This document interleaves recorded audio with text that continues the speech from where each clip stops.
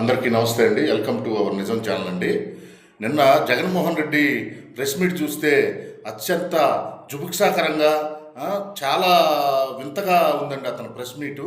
గతంలో అతని తండ్రి టైంలో అతని తండ్రి అధికారాన్ని అడ్డం పెట్టుకొని కొన్ని లక్షల కోట్లు కొన్ని వేల కోట్లు లూటీ చేసింది కాక ఇప్పుడొచ్చి అతని హయాంలో కూడా 5 సంవత్సరాలు ధనార్జన కోసమే పనిచేశాడు కానీ ఏ ప్రాజెక్టు కోసం పనిచేయలేదండి. పోలవరం కానీ వెలుగొండ కానీ దాని వెనకున్న కష్టమంతా నారా చంద్రబాబు నాయుడు గారిదే. ఇవాళ క్రెడిట్ చోరీకి పాల్పడటం తప్పితే ఇంకొకటి లేదండి. అతని ప్రెస్ మీట్ మొత్తం ఏంటంటే అతను తండ్రి అధికారంలో ఉన్నప్పుడు కూడా కొన్ని వేల కోట్లు జలయజ్ఞం అని చెప్పేసి ధనయజ్ఞం చేసి ఏ ప్రాజెక్టు కూడా పూర్తి చేసిన పరిస్థితిలో లేదండి. ఇతను 5 సంవత్సరాల్లో ఎలా మనం సంపాదించుకున్నాం, ఎలా మనం ప్రజల నుంచి ప్రజల రక్త మాంసాలు తాగుదామనే ధ్యాసే తప్పితే 5 సంవత్సరాల్లో ఒక్క ప్రాజెక్టు మీద కూడా వీళ్ళు ఫోకస్ పెట్టింది లేదండి. అతని టైంలో 2 ఇరిగేషన్ మినిస్టర్లు చేస్తే 2 ధనార్జన తప్పితే ఇంకోటి లేదండి.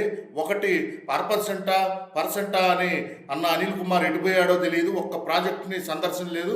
వీళ్ళు ఒక్క అధికారులతో డిస్కషన్ చేసి కనీసం జగన్మోహన్ రెడ్డి ఎమ్మెల్యేలకే టైం ఇడు, ఇంక అధికారులకు ఏం టైం ఇస్తాడు? ప్రాజెక్టులు జనం మీద ఏమి అతను ఇది చెప్తాడు?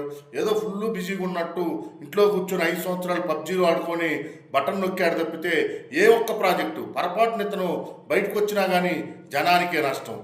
చెట్లు కొట్టేయటం, పరదాలు కట్టడం, ప్రజల సమస్యలు ఏనాడన్నావు జగన్మోహన్ రెడ్డి? ఈ ప్రాజెక్టుల మీద ఒక్కసారైనా ఇంజనీర్లు పిలిచి వాళ్ళతో కూర్చొని ఏం చేద్దామని డిస్కషన్ చేసావా? ఎంతప్పటికి సంపాదించుకోవాలి, ఇసుక మీద తిందామా, మద్యం మీద దోచుకుందామా అనే ఒక్క ఆలోచనతో 5 సంవత్సరాలు పరిపాలించావు తప్పితే నిన్న ప్రెస్ మీట్కి వచ్చి చెప్తున్నావు మా నా టైంలో జరిగిందని. లెక్కలు తీసి అన్నీ చూద్దామంటే నీకు అంత డిస్కషన్, అంత నాలెడ్జి ఎక్కడిది జగన్మోహన్ రెడ్డి? ఏ ప్రాజెక్ట్ ఏందని చెప్పేసి. ఇంకా 2వ ఇరిగేషన్ మంత్రి అంబటి రాంబాబు 5 సంవత్సరాలు సంక్రాంతి సంబరాలను వసూలు చేయటం, ఒక కార్మికుడు గుంతలో పడి చనిపోతే అతనికి వచ్చిన డబ్బుల్ని కూడా లంచమడిగిన వ్యక్తి గంట రాంబాబు.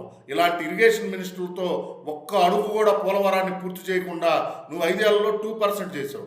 ఇవాళ మిగిలిన పర్సెంట్ మొత్తం అతను చంద్రబాబు నాయుడు గారి టైంలో 70% అయిపోతే మళ్ళీ అతను 19లో ఓడిపోయిన తర్వాత నువ్వు 24 వరకు 2% చేసావు.